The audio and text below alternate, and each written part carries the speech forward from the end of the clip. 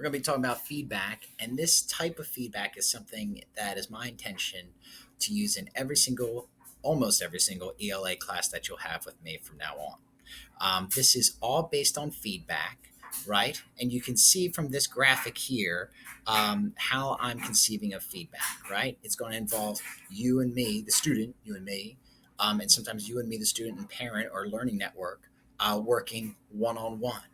And then I'll teach. And through that dialogue, I'll learn more things about where you are on your way to learning. I'll think about it. And then right up here, I'll fall out of weekend mode back to my computer. And then, boom, I'll come up with some tasks for you to do. Once I see those tasks, I'll try and make connections for you to give you more information that I think is useful for you. And then we'll talk again. And so on until at the end of the year, you know so much more than you knew when you began. And you know how to do so much more than when you began the year. So that's the basic idea and the basic important and powerful idea behind this. Okay. So this is an essential tool towards keeping track of our learning. Okay. It might change a little bit throughout the year, but my hope is that it kind of looks the same every day. So we start with Cerebro. We put on our thinking cap, kind of a fancy one there. Look how bald he is. All right. Then we'll put our name. My first name is Mr. My last name is Surface. Which parts of the social standard below could you use some help with unpacking? Check all that apply. And here's the one for this particular week, but it'll change as time goes on, as all these learning objectives will.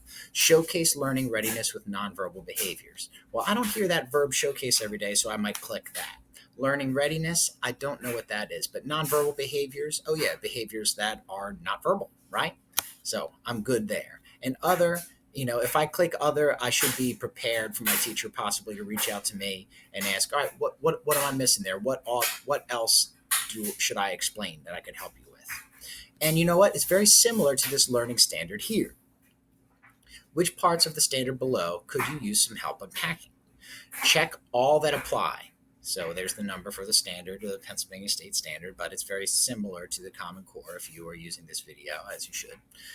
Determine a theme or central idea of a text and analyze its development over the course of the text. Provide an objective summary of the text.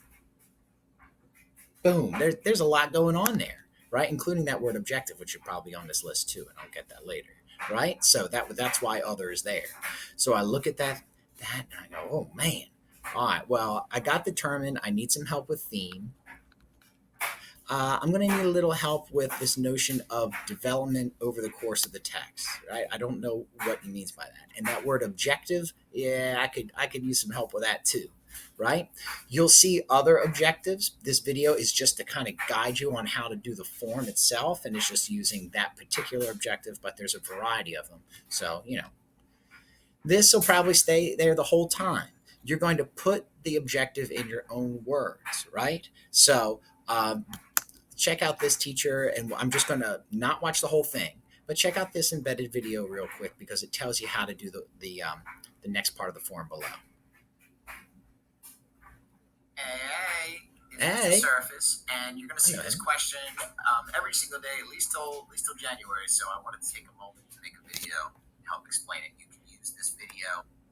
Right, and he explains how you can go to this site, and So and you now are going I'm to here put at Vocaroo.com. There's a little yeah, using Vocaroo.com, how you can try and put it in your own words. All of the parts of the objective that you get, you want to try to put in your own words, and you're going to record your own words and then copy and paste the link down here, right? So here's my answer down here, and it might be like Vocaroo.com / all the nonsense that seems to come with a link, that you are copying and pasting from the other site, and then more nonsense, right? So this next part kind of gives you a hint as to what the test might look like at the end of the week, what the assessment will look like. And what's useful is to figure out what is the assessment going to look for. If I know what they're looking for, I also know what to look for when I'm encountering the text for the first time, when I'm being exposed to the text for the first time, okay? So while not having read the story, this future test question can tell you a lot about how to think about today's learning objective for future thinking. Check all of the words and phrases that seem important or relevant. And then you would read part A and the question that goes there, and part B and the evidence that goes with there, right? You would read through it even though you haven't read the story. That's okay, right? Then you would say, all right, some of these seem important or relevant to me. Theme and message seem important to me. Determination, happy, accepting, all. What do those words have in common? I'm thinking, and they seem to all be connected with these ideas: family, parent, support. Maybe I'll have to do that. Mother, Chinese, I guess a little bit. Maybe, I don't know. I could be anything I want it to be. Ooh, I kind of like that. And I don't have any other concerns. Now complete today's Kami assignment. Enter the time you began reading and annotating and the time when you finished.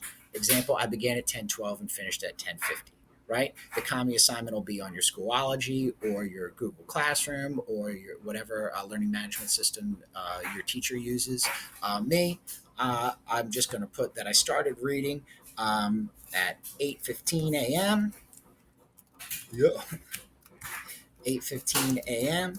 and I finished the reading because it really took some time on it around 8:45 a.m. All right. If I did everything and checked all the boxes I was supposed to, then I'll be done this part for the morning. Since we're in the middle of the pandemic now, I ask that you finish it by 10:15 a.m. All right. Section 2 is due before 3:30. That just happens to be my specific school schedule. Of course, yours may vary. All right, so we'll go to the next one. Okay. Class occurred. Boy, was that great. That was an amazing class. That time when Mr. Surface did a backflip to illustrate something was really cool. Here's the same video in case you need a reminder later on in the day of how to use Vocaroo and how to talk through the objective. Only now you have the benefit of having dialogued the objective and learned about the objective and anything that could possibly help you with it and gotten more context. So now you might be able to do a better job explaining it. All right. This video up here is the same as this video down here, but I just like to be thorough if I can manage. All right. Feedback survey part 1.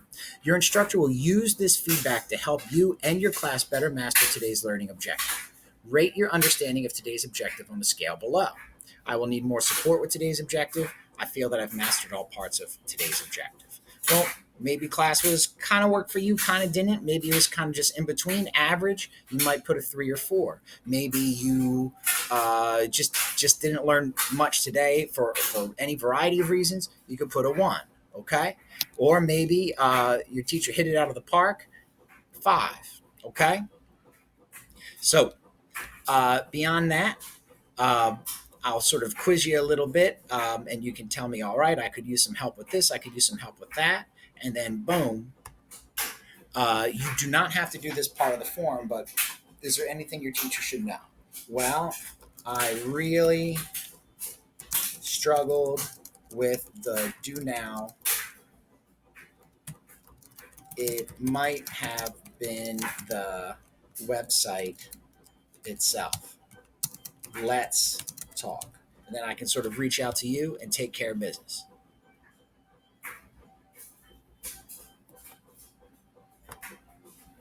So the idea is that we will do this every day. I will make this a cycle of the week. That way you can give me a grade on how I did, and you can give me feedback so I know how to do it better for you. And then this will occasion lots of one-on-one conversations, lots of dialogue in class and out, right? And then I'll be able to make all the adjustments that I should make. And eventually you're going to find yourself becoming more and more independent, which is the idea. Because even though I would like to teach all grades, because, I just worry about my students and their futures, I can't follow you forever. So you need to go out into the world independent and confident. And being able to tell people what you want is probably the best thing you can do for yourself, right? That's what education is. I need to learn this. Help me learn this. Your job is to help me learn this. And then boom, it's learned. And then you can bring that with you wherever in any context you need to. Because all those learning objectives and social learning objectives, it's not like they go away after middle school and high school and college, right? Your education is the number one predictor for how much money you will make. Even if you were making a mint right now, like let's say you were making like $3,000 a week, like that'd be awesome for a seventh grader or eighth grader, right? But as time goes on, it's your education, at least on average, that dictates how much money you'll make in the future.